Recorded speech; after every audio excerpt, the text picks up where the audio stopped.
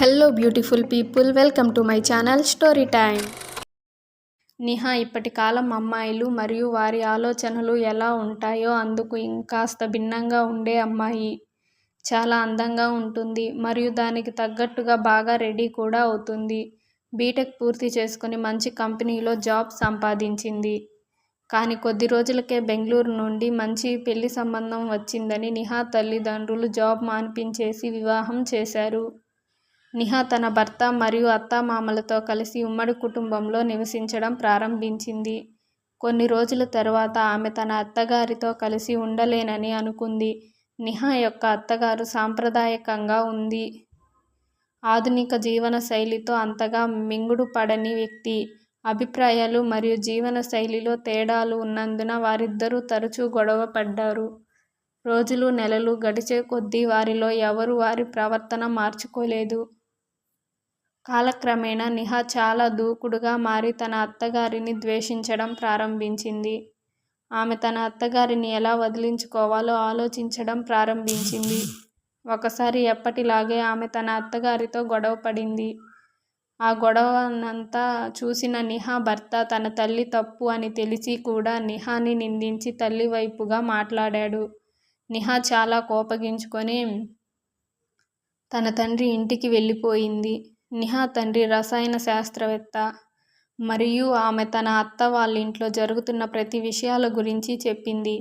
అప్పుడు ఆమె తన తండ్రికి ఏదైనా విషం ఇవ్వమని అడిగింది. ఆ విషం తీసుకెళ్లి తన అత్తగారు తినే పదార్థంలో కలపవచ్చు మరియు ఆమెను వదిలించుకోవచ్చు అని చెప్పింది. ఇప్పుడు ఆమెని నేను వదిలించుకోవడానికి మీరు విషం ఇవ్వకపోతే తిరిగి అత్తవారింటికి వెళ్ళను అని తండ్రితో చెప్పింది. నిహా తండ్రి ఆమె చెప్పిందంతా విని తన పరిస్థితిపై జాలిపడ్డాడు. కానీ ఆమెతో నువ్వు నీ అత్తగారికి విషం ఇస్తే నువ్వు మరియు నేను ఇద్దరం జైలు శిక్ష అనుభవిస్తాము. ఇది సరైన పని కాదు అని చెప్పాడు. కానీ నిహా ఏమీ కూడా వినడానికి మరియు అర్థం చేసుకునే మానసిక స్థితిలో లేదు. చివరగా ఆమె తండ్రి లోపలికి వెళ్ళాడు. తండ్రి ఆమెతో సరే, నువ్వు కోరుకున్నట్లుగా చేస్తా.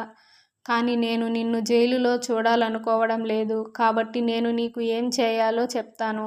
అలానే చెయ్యు అని చెప్పాడు. నిహా అంగీకరించింది. ఆమె తండ్రి ఒక పౌడర్ తెచ్చి ప్రతిరోజు దీనిని భోజనం చేసేటప్పుడు ఈ పొడిని కొద్దిగా చిటికెడు మీ అత్తగారి భోజనంలో కలుపు.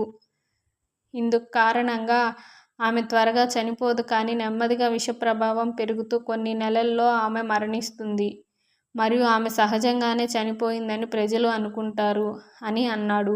అలా అయితే నీపై ఎవరికీ సందేహం రాదు. ఇక నుండి నువ్వు నేను చెప్పినట్లుగా మీ అత్తగారితో ఉండు.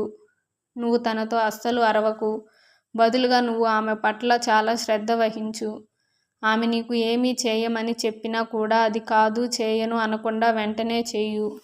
నువ్వు మొరటుగా ఉండకు. అత్తగారి పట్ల మర్యాదగా మాత్రమే ఉండు అని చెప్పాడు. నిహా ఆలోచిస్తూ అలాగే అని అంగీకరించింది మరియు తిరిగి తన అత్తగారి దగ్గరకు వెళ్ళింది. మరియు ఆమె తండ్రి సలహా ప్రకారం ఆమె తన అత్తగారి భోజనంలో పౌడర్ను కలపడం ప్రారంభించింది. మరియు నిహా అప్పటి నుండి తన అత్తగారి పట్ల చాలా శ్రద్ధగా మరియు మర్యాదగా ప్రవర్తించింది. అత్తగారు ఏమి చెప్పినా చేయడం ప్రారంభించింది.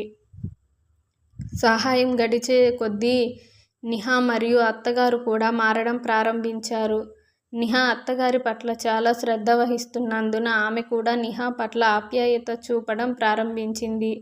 5 నెలలు గడిచాయి మరియు నిహా పొడి కలపడం జరుగుతూనే ఉంది. కానీ ఇంటి వాతావరణం మారిపోయింది. గొడవలు లేవు. పొరుగువారితో మాట్లాడుతున్నప్పుడు ఇద్దరూ ఒకరిని ప్రశ్నిస్తున్నారు. వారు ఒకరికొకరు తల్లి మరియు కుమార్తెల్లాగా బంధం ఏర్పరచుకున్నారు. ఇప్పుడు నిహా పొడి కలిపిన కారణం ఆందోళన చెందింది. ఆమె అత్తగారు త్వరలోనే చనిపోవచ్చు.